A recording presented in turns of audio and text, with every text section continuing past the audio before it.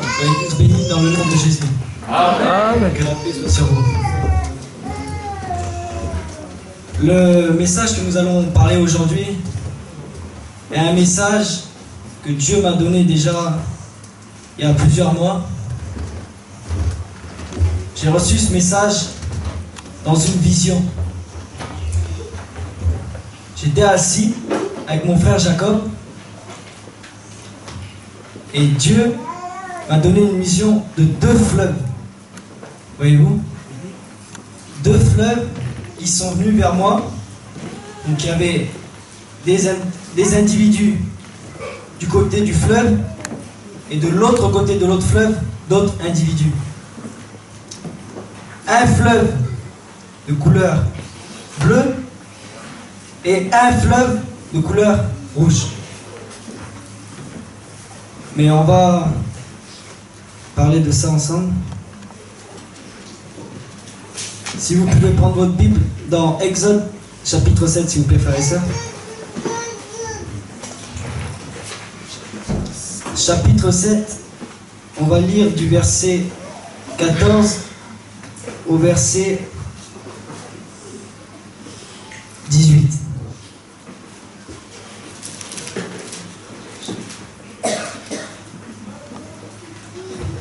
C'est bon?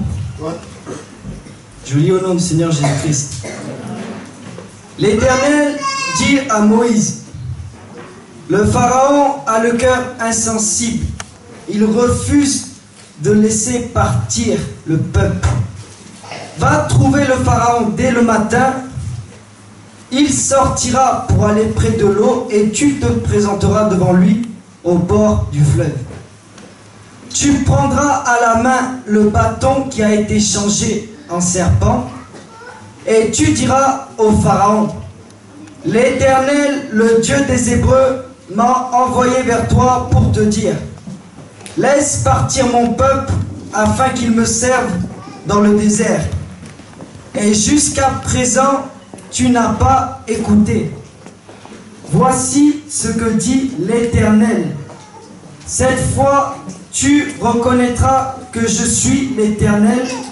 Je vais frapper l'eau du Nil avec le bâton qui est dans ma main et elle sera changée en sang. Les poissons qui sont dans le fleuve mourront. Le fleuve deviendra infect et les Égyptiens renonceront à en boire l'eau. Et maintenant nous allons dans Apocalypse 22. Je vais lire du verset 1 à 2. 1 et 2.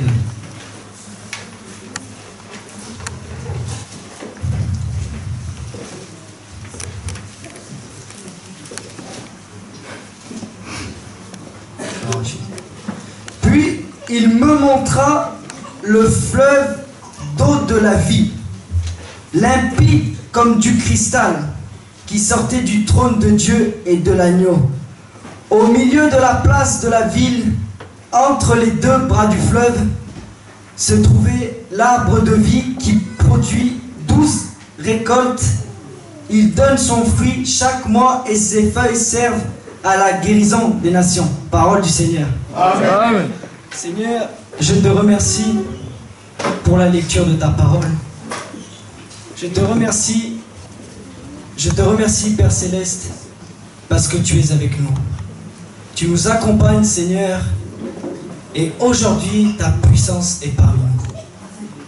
Père, fais que ce message que tu as révélé à ton serviteur soit aujourd'hui révélé à ton peuple.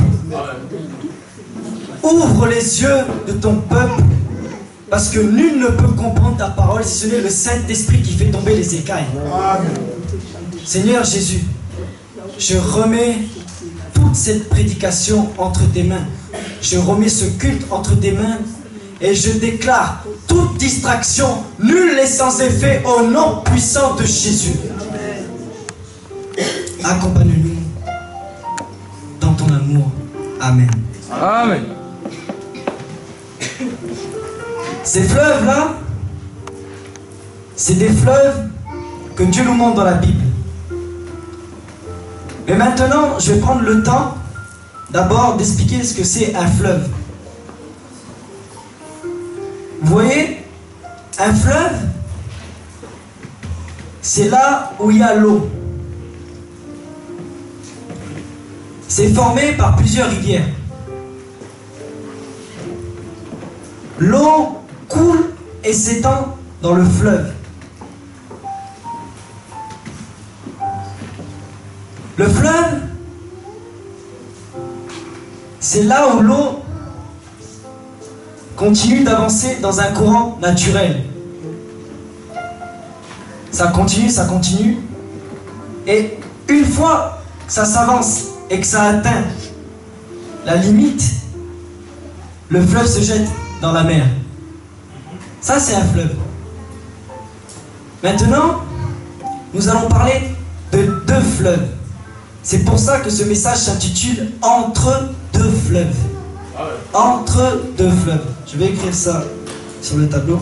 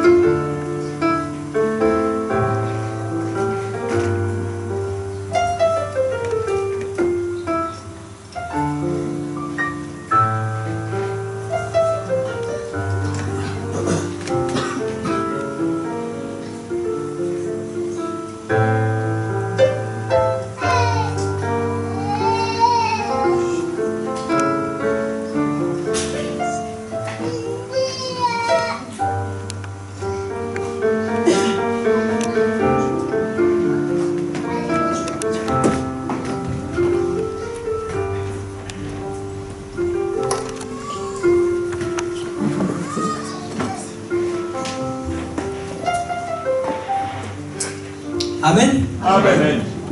Entre deux fleuves.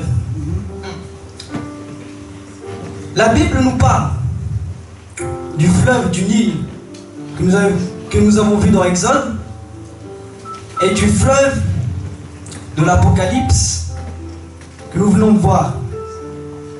Maintenant, deux fleuves ne veut pas dire deux fleuves identiques. Deux fleuves ne veut pas dire deux fleuves qui mènent au même endroit. Parce que, comme on vient de dire, un fleuve mène dans la mer, mais d'un point de vue spirituel, nous allons voir qu'un fleuve ne mène pas au même endroit. Le Nil est le fleuve qui est contraire à tout ce que Dieu veut. Pourquoi? La Bible nous dit que l'eau s'est changée en sang. L'eau s'est changée en sang. Donc, Moïse a été élu par Dieu pour aller délivrer les Israélites de l'esclavage et de la servitude de Pharaon. Pharaon, lui, avait le pouvoir sur toute chose. Il contrôlait l'Égypte. Lui, il suffisait qu'il dise un mot et on obéissait. Mais quand Moïse est venu, il n'a pas voulu reconnaître l'autorité que Dieu a donnée à Moïse. Maintenant, il s'est produit une chose. L'Éternel dit à Moïse, va vers le fleuve, Pharaon va se présenter le matin. Cette fois-ci, il va reconnaître que je suis l'Éternel. Amen. Quand Moïse est allé, Dieu lui a dit, plonge le bâton dans l'eau et je vais changer l'eau en sang. Pourquoi Dieu a dit ça? Parce que tout ce que Pharaon était en train de faire était contraire à Dieu. Amen. Donc c'est-à-dire, lui c'était un homme, il avait tout. Il pouvait avoir l'argent, il pouvait avoir les femmes, il pouvait avoir la gloire, mais il n'avait pas Dieu. Donc, Dieu lui a fait comprendre en envoyant ceci. Mais maintenant, il s'est produit quelque chose. Quand l'eau s'est changée en sang, ce qui s'est produit, c'est que l'eau était imbuvable. Amen. C'est-à-dire que cette eau-là était une eau déchue. Personne, la Bible nous dit, même les Égyptiens ne pouvaient pas boire l'eau. Personne ne pouvait boire cette eau parce que cette eau-là était déchue.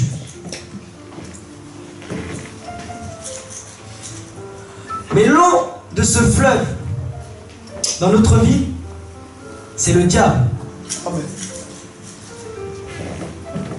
Parce que tout ce que le diable fait ou veut faire dans nos vies, c'est pour nous éloigner de Dieu. Moïse, lui, a répondu à ce que l'Éternel lui a demandé. Mais aujourd'hui,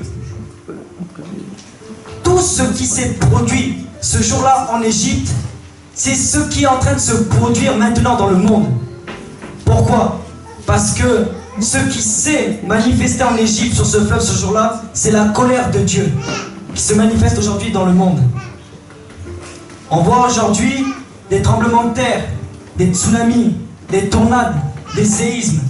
Tout cela, c'est ce que Dieu fait parce que la colère de Dieu, comme elle est descendue sur l'Égypte, aujourd'hui elle descend aux quatre coins du monde.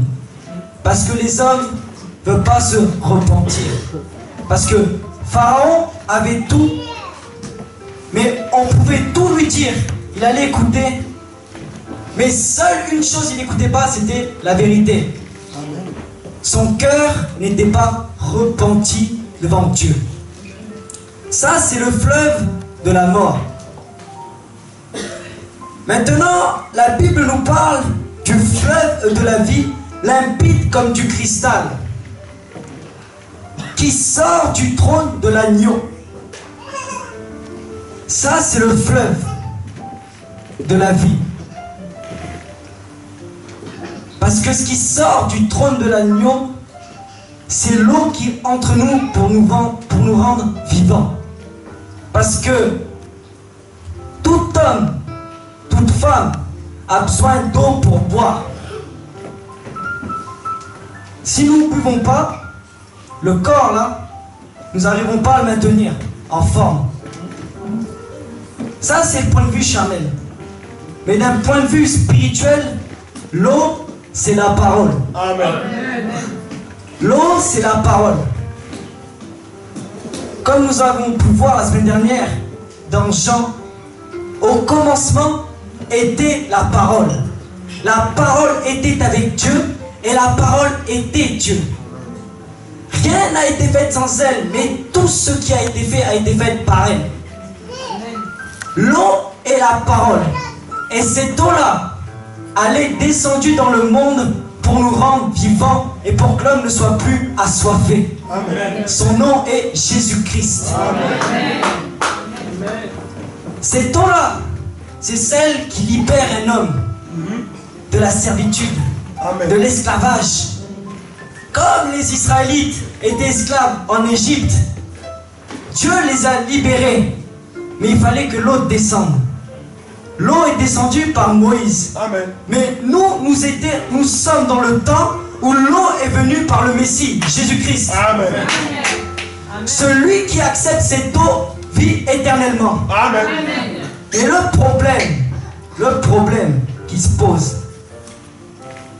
c'est que je vais revenir au commencement. Au commencement de toutes choses, quand Dieu créa Adam et Ève, l'eau qui arrosait le jardin d'Éden, comme il est dit dans la Genèse, était l'eau de la vie. Seulement, c'est Adam et Ève ont coupé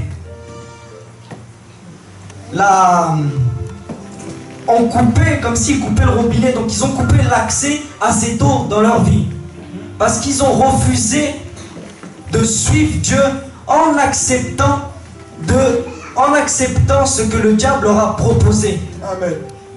De manger le fruit de la connaissance du bien et du mal. Ce qui s'est passé, c'est qu'au moment où Ève a accepté de manger le fruit, l'eau de la mort qui est dans le Nil est entrée en elle. Amen. Et a fait de elle une femme pécheresse. Amen. Elle en a fait partager à son mari. Donc que ce soit l'homme ou la femme, nous sommes pécheurs. Ça c'est l'eau. Donc il y a un côté l'eau de la vie, l'autre côté l'eau de la mort. Un côté le fleuve qui nous rend vivants et qui descend pour nous rendre libres. L'autre côté le fleuve qui veut nous rendre esclaves et captifs du péché. Amen. Quand Dieu est venu sur la terre, il nous a donné la bonne nouvelle. C'est celle-là qui remplit l'homme pour qu'il soit libre et heureux. Maintenant, le problème qui se pose, c'est que vu que l'homme a sa nature pécheresse, deux natures dans un seul cœur ne fonctionnent pas. Amen. Parce que l'eau de la sainteté ne se mélange pas avec l'eau du péché. Amen. Quand tu as Christ, l'eau de vie vient sur toi. Mais quand tu rejettes Christ, l'eau part et s'éloigne de toi. C'est-à-dire que quand tu acceptes Jésus et tu vis avec Jésus au quotidien, ton âme est remplie de l'eau de la vie. Amen. Donc la source descend du ciel et vient te remplir. Mais maintenant, spirituellement, quand tu tournes ton âme loin de Dieu, c'est le diable qui descend et qui vient te remplir par l'eau de la mort. Vous savez, je vais prendre un passage des Écritures, je ne vais pas le lire, hein, mais pour montrer l'exemple. Abraham était en Égypte avec Lot. Il est parti d'Égypte. Quand il est parti d'Égypte, il est allé où l'Éternel l'avait appelé, entre Bethel et Haï. La Bible nous dit, Abraham avait des troupeaux, des bœufs, tout ça. Lot en avait aussi. Maintenant, le territoire où Abraham et Lot étaient était trop petit pour qu'ils puissent vivre ensemble. Abraham dit à Lot qu'il n'y ait pas de dispute entre tes bergers et les miens parce que nous sommes frères. Tu as le choix. Si tu vas à gauche, j'irai à droite. Choisis le pays qui te convient. La Bible nous dit, Lot leva les yeux. Il regarda tout le Jourdain. Sur le Jourdain, là, avait la rosée qui a arrosé comme un jardin. Mais Lot a choisi de partir et de dresser ses tentes jusqu'à Sodome et Gomorrhe. La Bible nous dit que les habitants de Sodome et Gomorrhe péchaient devant Dieu.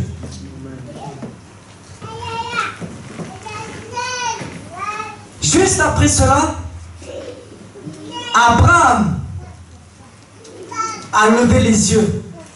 Mais la différence entre Lot et Abraham, c'est que la Bible nous dit, l'Éternel dit à Abraham, lève tes yeux, regarde. Amen. Le pays qui est devant toi, je te le donne. Du nord au sud, de l'est à l'ouest. Amen. Prends possession de ce pays. Tu seras dans ce pays, toi et tes descendants. Amen. Maintenant, la différence entre Lot et Abraham, c'est que Lot a levé ses yeux et a regardé Sodome et Gomorrhe. Mais Sodome et Gomorrhe étaient des belles villes, physiquement parlant, mais dedans il n'y avait pas la vie. Amen. Lot s'est fait arroser du fleuve de la mort. Amen.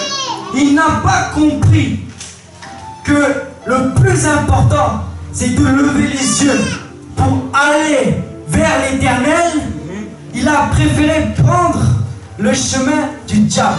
Amen. Mais aujourd'hui, par l'influence spirituelle, par l'aveuglement, trop de chrétiens prennent le chemin de Lot. Amen.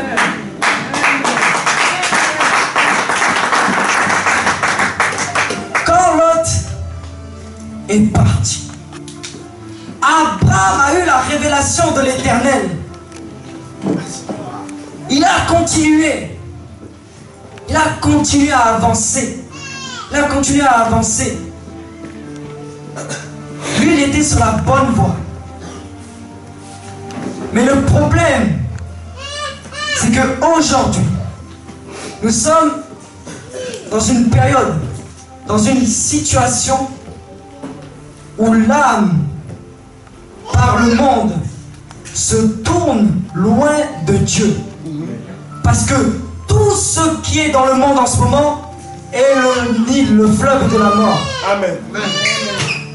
La Bible dit l'impudicité, l'immoralité sexuelle, la magie, l'idolâtrie, la sorcellerie, les querelles, les jalousies.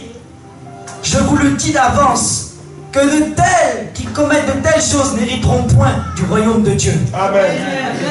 Mais le fruit de l'esprit, la joie, l'amour, la patience, la douceur, la bonté, la fidélité,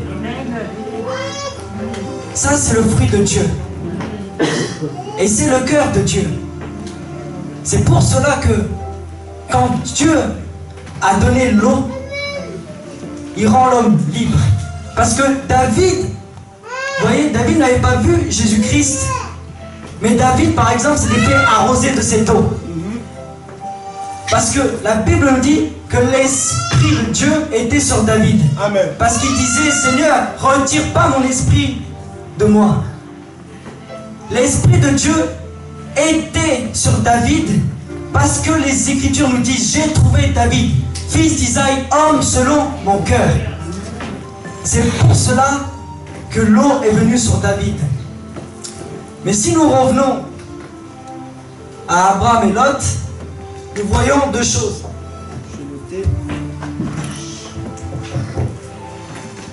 Je vais parler de deux choses. Première chose,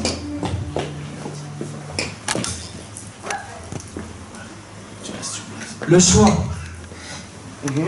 Amen.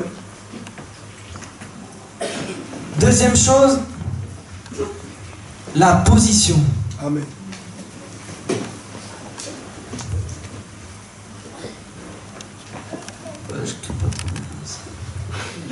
C'est pas comme on lit. Excusez-moi.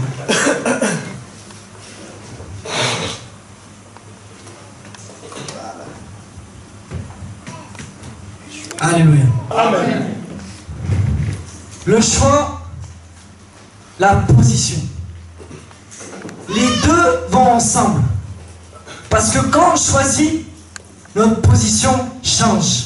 Amen. Vous Amen. voyez, quand on choisit, nous prenons une décision. Amen. Parce que le choix, c'est de prendre parti à quelqu'un ou à quelque chose. Le choix, c'est de reculer ou d'avancer. Amen. Le choix, c'est d'aller à droite ou à gauche. Amen. Quand nous prenons le bon choix, la position que Dieu nous donne, c'est celle de la vie éternelle.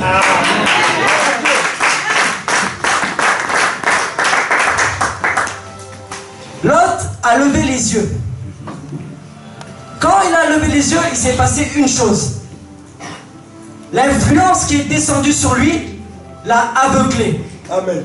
Deuxième chose, quand il a levé les yeux, son âme s'est tournée contre Dieu. C'est-à-dire que quand nous prenons le choix d'avancer, la position, c'est la position de l'âme qui change en nous. Amen. Parce que ce qui restera lorsque l'âme va partir du corps, c'est l'âme qui va se placer soit près de Dieu, soit loin de Dieu, après la mort. Amen. Mais celui qui reste dans la ligne que Dieu a choisie pour lui, quand l'âme va sortir du corps, il va aller près de Dieu, parce qu'il sera fait arroser de l'eau de la vie. Amen. Si cette eau-là ne rend pas notre âme léger, quand l'âme sort du corps, il va loin de Dieu, parce que l'âme agit comme un aimant. C'est-à-dire que si il sort, il s'attache. Vous voyez, je peux mettre l'aimant quelque part, il va s'attacher à quelque chose qui l'attire. Mais si mon âme est attirée à faire le contraire de Dieu par l'eau de la mort, il va partir près de Dieu.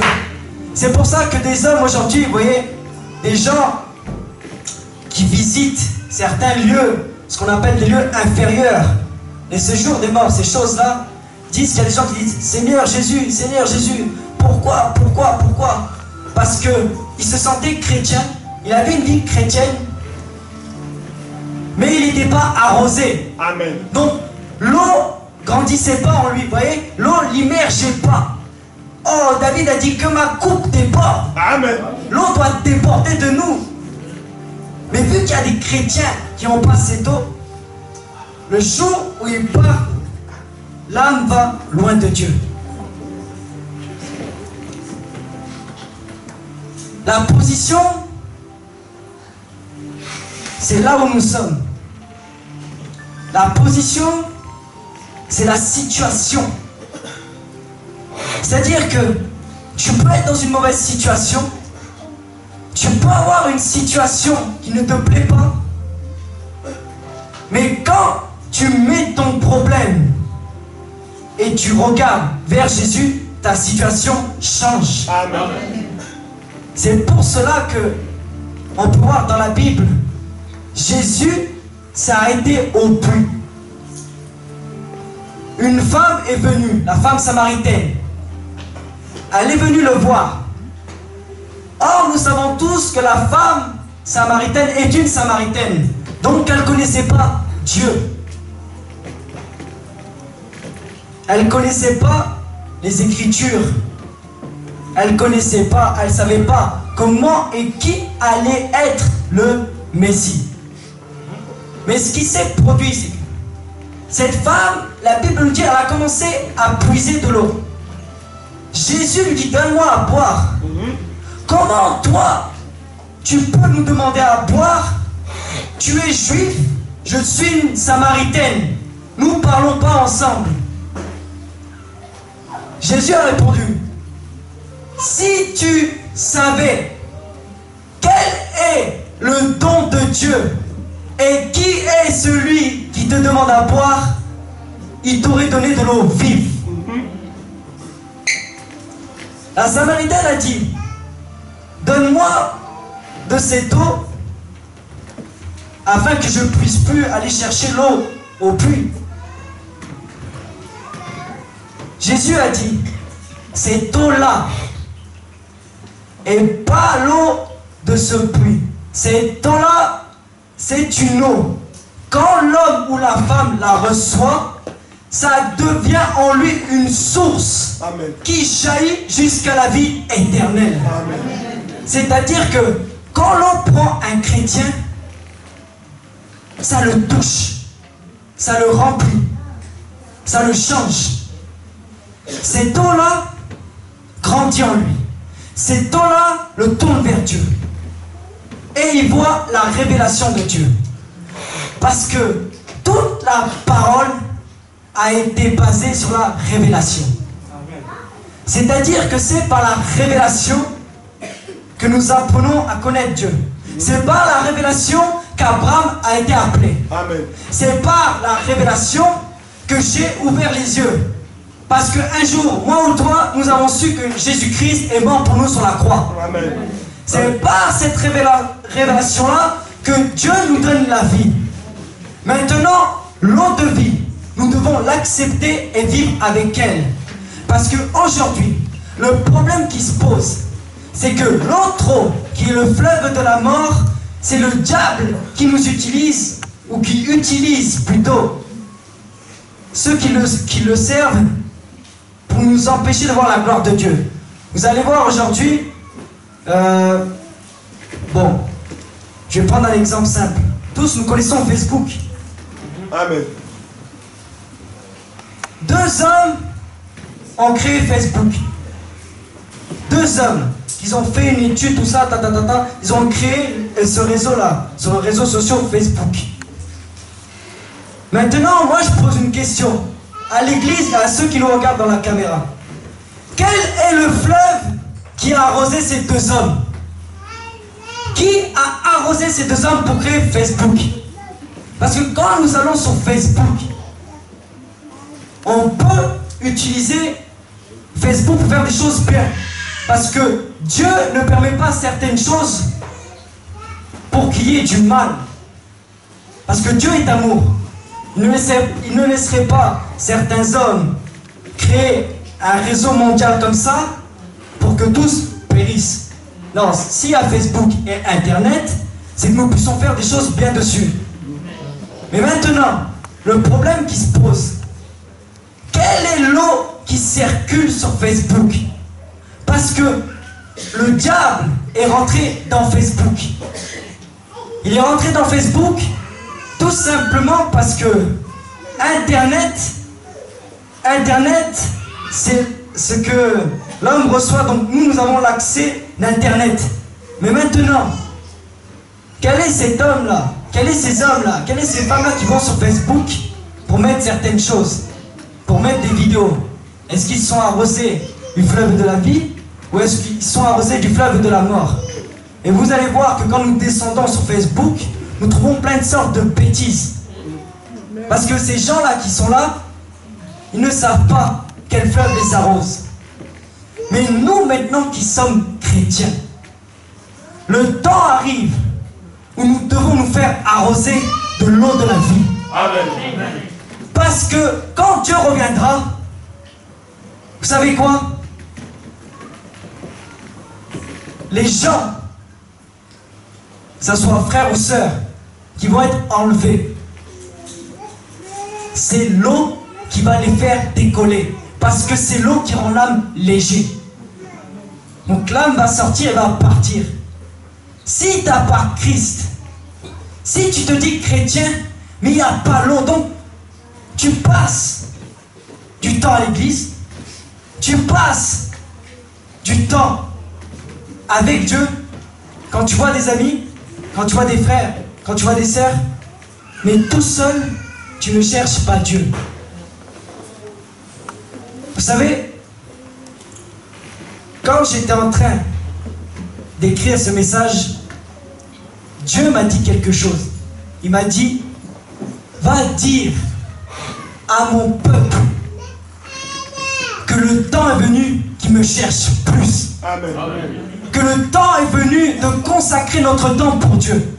C'est-à-dire dans un jour nous avons 24 heures.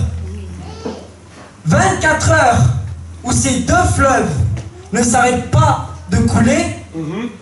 24 heures où notre âme est en marche. Amen. Mais maintenant, pendant 24 heures, quel est le fleuve qui nous arrose?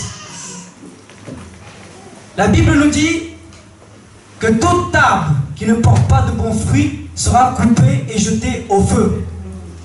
En n'étant pas arrosé du fleuve de la vie, le fruit commence à pourrir. Et au bout d'un moment, il est moisi. l'âme périt. Quand Jésus-Christ est venu sur la terre, lui qui est l'eau de la vie, il avait une seule mission, c'était d'apporter l'eau aux hommes et aux femmes. C'était d'apporter l'eau au monde entier. Jésus, lui, était l'eau lui-même. C'est pour ça que Ésaïe nous dit qu'il a grandi, qu'il est venu comme une plante. Vous voyez? Parce que la germe, la graine qui a fait grandir cette plante-là, c'est la graine qui nous a donné la semence de l'éternité.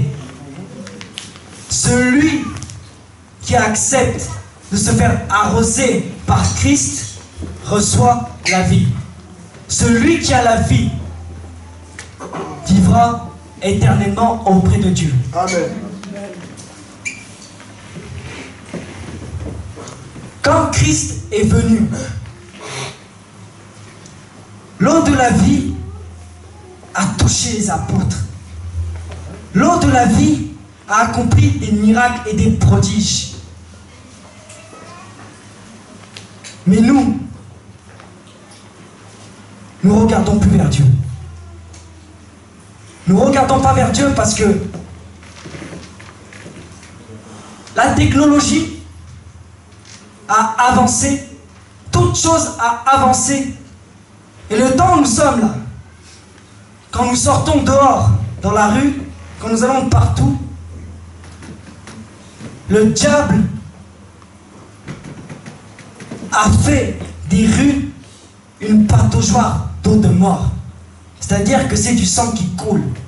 Donc vous allez voir des personnes, aujourd'hui, des personnes qui sont dans la rue, qui vous disent bonjour, ils n'ont pas encore la puce dans la main, mais la marque de la bête est déjà sur eux. Amen. Parce qu'ils sont fait marquer spirituellement par cette eau-là, qui est l'eau de la mort. Maintenant, nous qui avons l'eau de la vie, Dieu nous a donné la chance d'aller au ciel et de vivre notre éternité avec lui.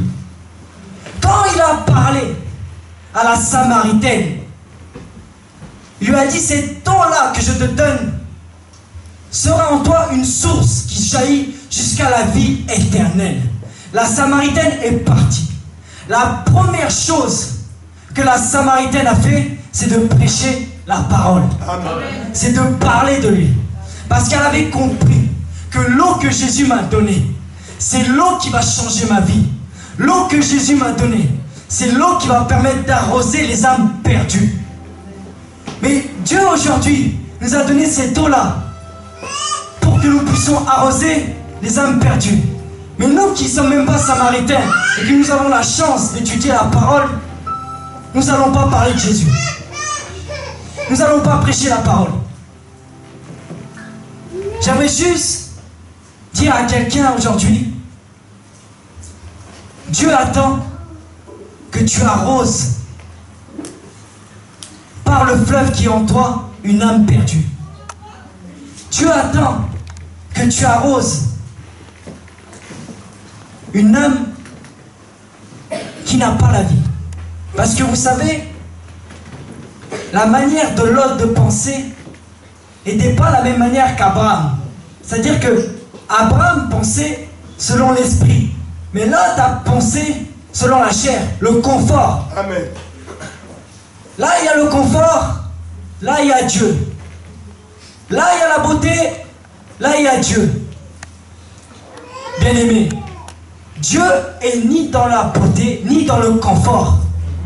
Il est venu, il n'attirait pas les regards. Il est venu, il est sorti de Nazareth.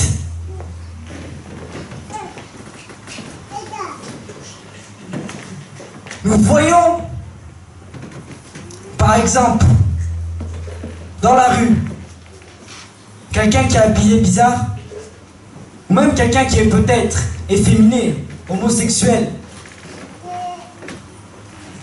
Nous pensons direct que c'est un diable, que c'est un démon. Bien-aimés, sachez que cet homme-là, tous les hommes que vous voyez perdus dans la rue, toutes les femmes que vous voyez perdues dans la rue, c'est des hommes ou des femmes comme toi et moi. Eux, ils ont rien de mauvais plus que nous. C'est juste qu'ils sont arrosés d'une mauvaise eau. Amen. Mais quand Jésus-Christ nous a envoyé la semence d'aller prêcher l'évangile, c'est pour que cette eau-là, nous la passons sur ceux qui n'en l'ont pas. Le Saint-Esprit qui est en toi va te permettre de réussir tout ce que tu entreprends dans ta vie. Parce que tu acceptes l'eau. Maintenant, bien-aimés, allons chercher les âmes perdues pendant ce temps de la fin. Parce que Dieu attend une seule chose, c'est que des hommes et des femmes soient sauvés. Dieu va arroser la France. Dieu va arroser l'Europe. Dieu va arroser l'Afrique. Il attend que beaucoup d'âmes encore soient sauvées. Mais nous croyons que nous avons reçu un évangile, un évangile pour être seul. Nous avons reçu un évangile d'union. Amen. Et le message que j'ai à donner aujourd'hui, c'est que tu es capable d'annoncer la parole de Dieu. Amen. Tu es capable de prendre en main ta situation. Tu es capable de transformer ta vie par Jésus-Christ. Peu importe ton âge, peu importe ta situation, peu importe tes problèmes, Dieu veut t'utiliser. Parce qu'il attend que beaucoup viennent à lui avant qu'il enlève l'Église. Pendant ce temps de la fin, tous les jours, des âmes meurent et se dirigent à l'enfer. D'autres, qui sont peu nombreux, se dirigent vers le ciel. Mais ce que Dieu attend, c'est que nous puissions montrer au monde que cette eau-là change des vies. Amen. Parce que aujourd'hui, le monde fait de Dieu une histoire. Le monde fait de Dieu une religion unique. C'est-à-dire que à l'école, par exemple, on parle de Jésus-Christ comme quelqu'un dans l'histoire, tout ça, mais les professeurs ne savent pas que Jésus-Christ, par exemple, est né de nouveau. Donc, le monde qui est influencé par le diable fait tout pour que nous voyions que Dieu est dans le passé. Mais la Bible nous dit qu'il est le même hier, qu'il est le même aujourd'hui, qu'il est le même éternellement. Amen. Quand nous suivons Christ, nous touchons à la vie. Quand nous suivons Christ, notre vie change.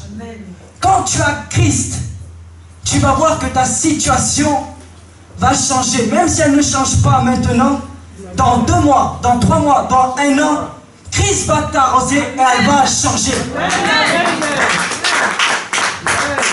Peu importe, si nous n'avons pas l'argent, nous avons l'argent qui est la plus précieuse, c'est Jésus de Nazareth. Amen. Si nous n'avons pas le confort, notre confort, c'est l'Esprit de Dieu. C'est pour cela que Dieu aujourd'hui veut préparer son Église. Dieu aujourd'hui veut que nous préparons nos bagages. Parce que nous allons bientôt partir. Et le fleuve qui doit nous arroser, c'est le fleuve de la vie. C'est le fleuve de la victoire. C'est le fleuve qui donne l'espérance à l'homme. Maintenant, je vais parler d'un point Je vais noter ça ici. Je vais parler d'un point qui est important. Le plus important pour que nous soyons sauvés, c'est l'amour.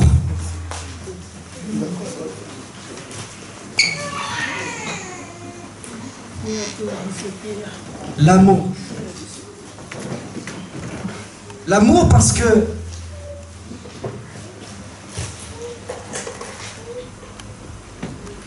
tout homme, toute femme peut être arrosé, mais s'il y a une chose que le diable n'a pas dans son eau, c'est l'amour. Parce que l'amour, c'est ce qui transforme l'homme. L'amour ne change pas. Le monde évolue. La technologie évolue. Mais l'amour reste la même. C'est pour cela que Dieu nous a donné l'amour d'aimer son prochain. Je vous donne un commandement nouveau. Je vous donne le plus important commandement, car toute la loi a été accomplie. Aimez votre prochain comme vous-même. Aimez-vous les uns les autres autant que je vous ai aimé. Dans l'amour, l'eau du fleuve jaillit. Amen. Dans l'amour, l'eau descend sur toi. Donc tu vas voir que tu n'as plus la capacité d'aimer. Tu n'as plus la capacité de te rapprocher de Dieu. Tu n'arrives plus à prier. Tu n'arrives plus à lire la Bible. Tu n'arrives plus même à aller à l'église. Mais quand l'amour descend et demeure, ce que le monde ne peut pas faire pour nous, Dieu le fait par l'amour. L'eau de la vie, c'est l'amour. L'eau de la vie, c'est Christ. Amen. Quand nous voyons Christ, nous voyons l'amour. Mais la chose la plus difficile à l'homme, c'est d'aimer. Parce que l'amour est contraire à ce que le diable veut faire de nous. L'amour est contraire à l'eau que le diable veut mettre dans nos vies. Mais quand l'amour demeure, Christ demeure et fait de nous des nouvelles créatures. C'est pour ça que l'amour doit demeurer aujourd'hui. L'amour doit demeurer demain. Parce que toute journée est différente. Mais toute journée a besoin de l'eau de la vie qui se manifeste en l'amour. C'est pour cela que quand tu vas commencer à aimer, quand tu vas commencer à croire que Dieu peut te changer par l'amour, ta vie changera et te rendra libre. Amen. Jésus est l'amour qui ne passera jamais. Le pain de la vie est descendu du ciel pour nous donner à nous l'espérance du salut. C'est-à-dire, même si le monde ne nous donne pas à manger, moi je ne te veux pas, toi tu es chrétien. Christ te donne à manger par l'amour. Il te nourrit spirituellement. Il te donne l'eau de la vie. Et c'est cette eau-là qui remplit le cœur d'un chrétien. Vous allez voir qu'aujourd'hui, beaucoup dans l'église, on parle de guérison. On parle de miracles. On parle de toutes choses. Les hommes et les femmes sont attirés par le confort. Sont attirés par le confort, par là, je dirais, par tout ce que l'œil peut voir. Mais quand tu détruis ta vue charnelle et tu mets en avant, par l'amour de Dieu, ta vie spirituelle, là ta vie change et tu vois clair. Quand tu vois clair, tu vois Christ. Et la révélation de Dieu vient sur toi. Amen. Peu importe qui tu sois, Dieu veut te révéler des choses. Dieu veut te parler. Dieu veut te voir. Dieu veut te recevoir dans sa vie. Parce que Dieu est vivant. Que tu sois âgé de 15 ans, 30 ans, 40 ans, 60 ans, Dieu est avec toi et t'abandonnera jamais. Amen. Parce qu'il est éternel et qu'il nous aime. Je ne vais pas durer plus longtemps parce qu'on a un programme. Mais je veux juste terminer par une prière.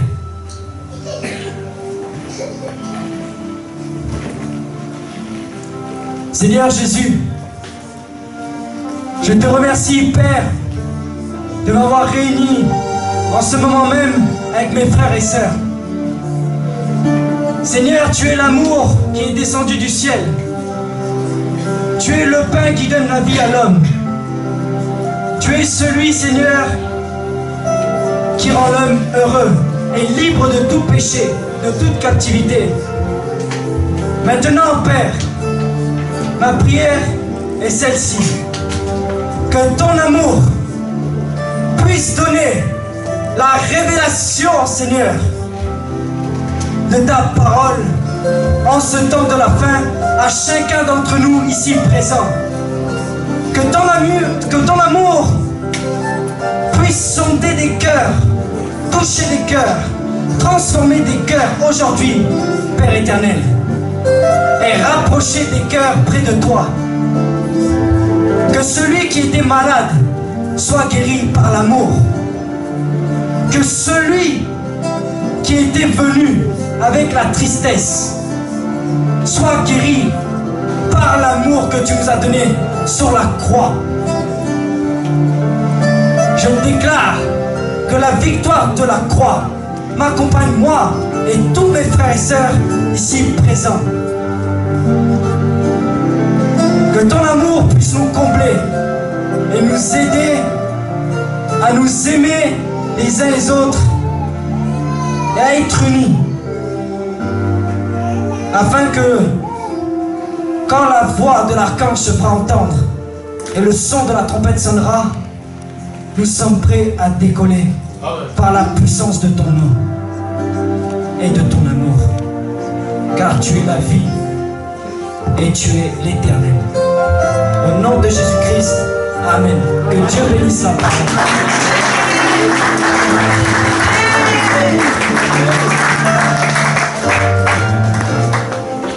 Amen. Est-ce qu'on peut encore acclamer pour la parole? Acclamons la parole de l'ennemi. Alléluia. Amen. Ça, c'est l'évangile. Alléluia. L'évangile, ça veut dire la bonne nouvelle. Amen. Entre deux fleuves. Alléluia. Toi-même, il faut voir, mais quel est le fleuve qui t'arrose? Alléluia. Tu bois l'eau de quel fleuve? Amen. Parce que, vous savez, chez nous, il y a des gens qui boivent l'eau de puits, l'eau de robinet, l'eau de fleuve, mais ça dépend de la réaction de l'organisme. Toi, tu bois l'eau de quel fleuve? Amen. Parce qu'il a dit des choses très très profondes. C'était vraiment profond. Je ne sais pas si vous avez suivi comme moi. Alléluia. Eh, parce que le temps où nous sommes, il faut savoir quelle est l'eau que tu bois. Amen. Il a dit l'eau de vie, c'est la parole de Dieu. Et chaque eau que tu bois a une réaction. Amen. Vous savez, on ne donne pas au bébé l'eau du robinet. C'est par rapport à leur organisme. Mais toi, tu es chrétien, tu es en train de boire l'eau du fleuve Nil, de l'eau rouge. C'est pour cela qu'il y a des conséquences dans ta vie. Amen. Vous savez, la parole, c'est ce qui fait l'homme. Tu peux aimer quelqu'un, un frère, comme tout. Mais il suffit seulement qu'on te dise, ah, je te dis mon frère, derrière là, il t'avait critiqué grave. Les choses qu'il a dit sur toi, ah non. Tu ne vas pas comprendre. Il a dit ça, il a dit ça, il a dit ça. Tu vas voir que le fleuve là, alléluia, ça va réagir. Amen. Quand tu vas rencontrer le frère, il y aura une réaction. Mais si aussi on te dit des bonnes choses sur quelqu'un, dit que non, ah le frère est tel, non, non, non, il t'aime. Tu vas voir qu'il y aura aussi une bonne réaction. Nous, le peuple de Dieu, vivons seulement le fleuve de la parole. Nous mélangeons trop. Alléluia. L'église est trop mélangée. Le peuple de Dieu est trop mélangé. Un style est sorti. Vous allez voir que tous ces styles-là est maintenant à l'église. Bon, est-ce que ces styles-là viennent du fleuve de Dieu ou viennent du fleuve de Satan? Avant de prendre une doctrine ou quelque chose, de mettre ça dans ta vie, mais quelle est l'origine de cette chose? Alléluia. Le problème de savoir ce que tu fais, est-ce que c'est de Dieu ou bien c'est de Satan? Quand tu es en train de calomnier, est-ce que c'est de Dieu ou bien de Satan?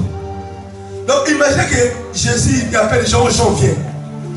Tu vois Pierre là, c'est un faux disciple et tout ça, c'est toi que je t'aime vraiment, il faut être toujours à côté de moi. Hein? Moi je te promets la place. C'est que tu vois Pierre là, c'est un faux. Et tu appelles Pierre, Pierre tu vois, ne t'occupe pas, genre c'est un faux, c'est toi qui... Est-ce que Jésus peut faire ça? Alléluia. Mais si toi tu le fais, c'est que Jésus ne t'arrose pas. Alléluia.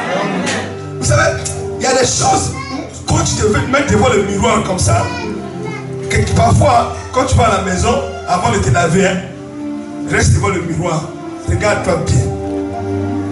Regarde ton visage bien. Parle, lui dit, ce que tu fais là, est-ce que c'est de Dieu ou bien du diable? Mais parle un peu à toi. Fais comme si toi c'était une autre personne. Alléluia. Parce que vous savez, le péché d'une autre personne est facilement à détecter. Non, lui là, il est mauvais. Maintenant, regarde-toi au miroir. Alléluia. Et tu connais ta profondeur. Là, parle à toi là. Est-ce que ce que tu fais, c'est de Dieu ou bien c'est de Satan? Et tu comprendras quel est le fleuve qui t'arrose. Et ce qui est profond, c'est ce que le frère a dit. L'âme est toujours attirée comme un aimant. Ça veut dire si c'est Satan qui t'a plus arrosé, quand tu mourras, tu iras chez Satan. Il n'y aura pas de miracle. Même si tu te fais les messes de requiem, on appelle tous les pasteurs, venez, tu iras chez Satan parce que c'est Satan qui t'a plus arrosé. Si c'est Dieu qui t'a arrosé, même si tu es mort misérable, même si tu es mort écrasé, même si c'est un terroriste qui t'a coupé la tête, tu iras chez Dieu. Amen. Alléluia. Acclamons pour le Seigneur.